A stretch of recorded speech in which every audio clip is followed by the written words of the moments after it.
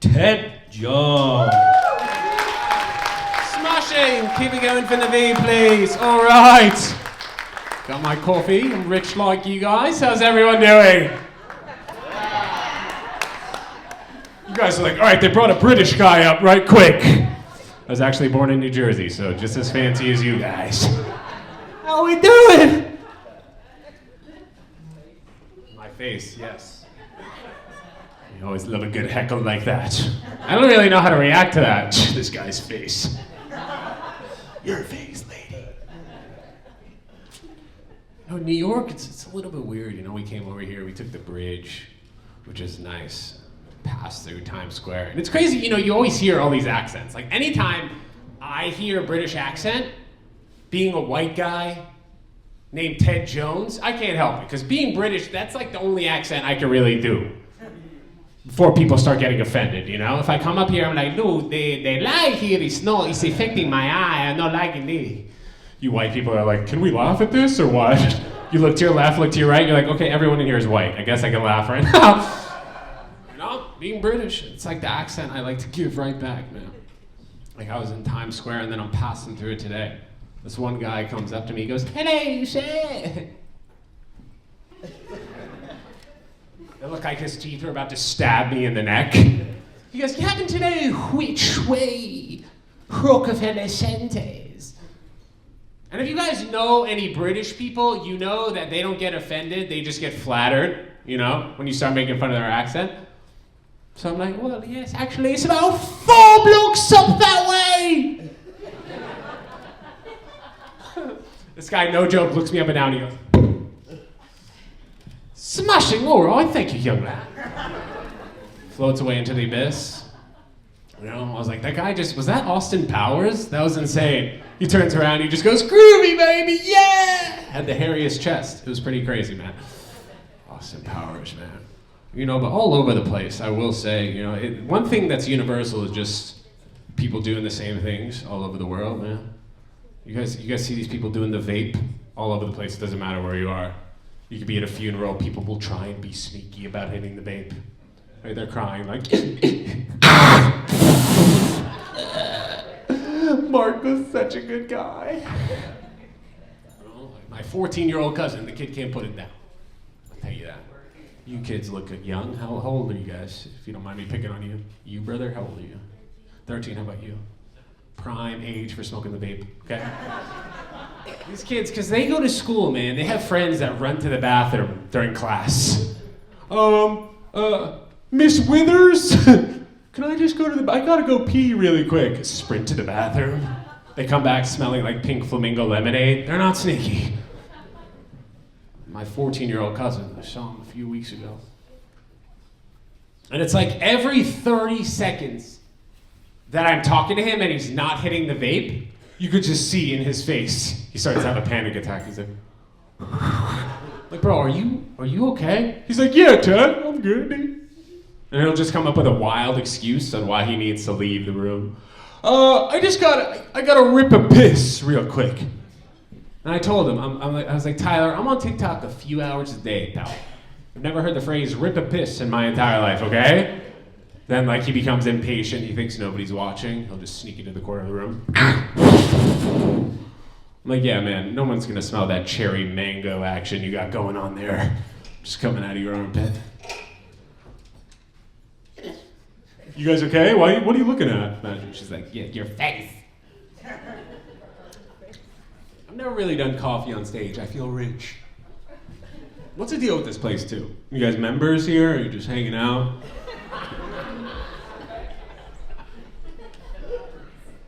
I feel like my grandma would fit in nice. My grandma's so funny, because like all these companies, you know, they figured out how to dissect everybody's brain. Get people addicted to things of all ages. No joke, last week I'm with my grandma, she goes, Ted, have you heard of this YouTube? Oh my God. I put on one video, and the next video comes on, I like it better than the first video. Dad, I think I'm addicted to the YouTube. I'm like, all right, you know what, fine. My 98-year-old girl, she's addicted to the YouTube, really? I'm like, you watch the Mr. Beast on that thing, Grandma? You guys know what Mr. Beast is. Can you guys laugh so the rest of them laugh? Jesus. Mr. Beast, I tell her, I'm like, he's a big creator on the YouTube platform. He's becoming more mainstream, you know? But my grandma didn't know that. So when I mentioned Mr. Beast, she goes, oh, Ted, I do not watch pornography on the YouTube. And I'm like, no, Grandma, he makes you know what, forget it. You could just think that I mentioned a porn star to you, Grandma. That's what you can do. You know? But she's like, yes, but I am addicted. I love it. It's phenomenal. I'm like, really, Grandma? You're addicted to... It's hitting you in the veins? The YouTube? And she's like, yes, Ted, do not give me a hard time about it. And then I think to myself, I'm like, you know what? I feel like I should not give my grandma a hard time about being addicted to the YouTube, you know? Because like I had a very intense phase myself when I was in college for 9 months with ketamine. So I don't know if I'm one to judge her and the YouTube. I feel like I missed the pocket with the ketamine. You know, we went over here a little too old. These guys don't know what I'm talking about, all right? You know? But being in New York City is nice, right? This entire week. I'd say like being in New York City, it's all great once you leave your apartment. It's just the issues that stem when you're inside your apartment. I imagine maybe some of you guys have lived in New York City in the past, you know? Your superintendent will just keep coming over to duct tape the problem that needs to be fully fixed by the landlord, right? This poor guy, like he's one of my best friends. Julio, okay? But the thing is, like, he thinks that I speak Spanish because of how good my broken English is. So every time I see him, he's like, Te, ¿cómo estás? ¿Todo bien? La familia, bueno. And I'm just like, Julio.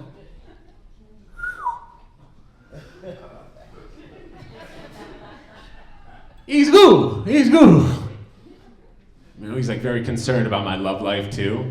He met this girl that I was seeing. He's like, Dad, what happening with the girl you seen? She doing the... You still seeing this girl or you not seeing her no more?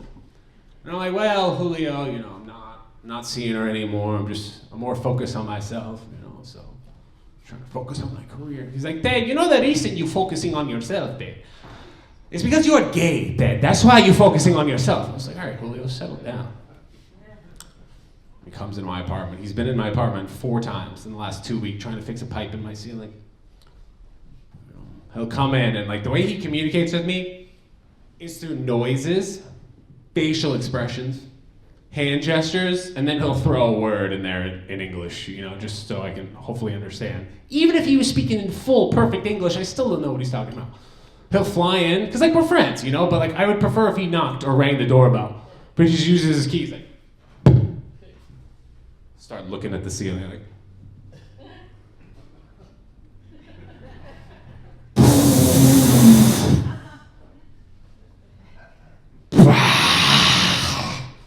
Te look de, ¿cómo se dice?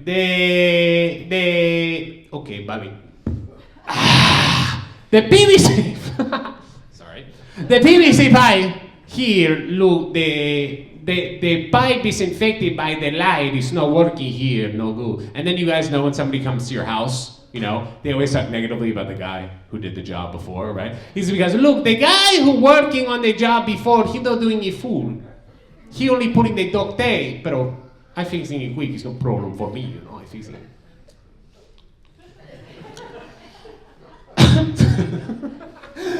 All right.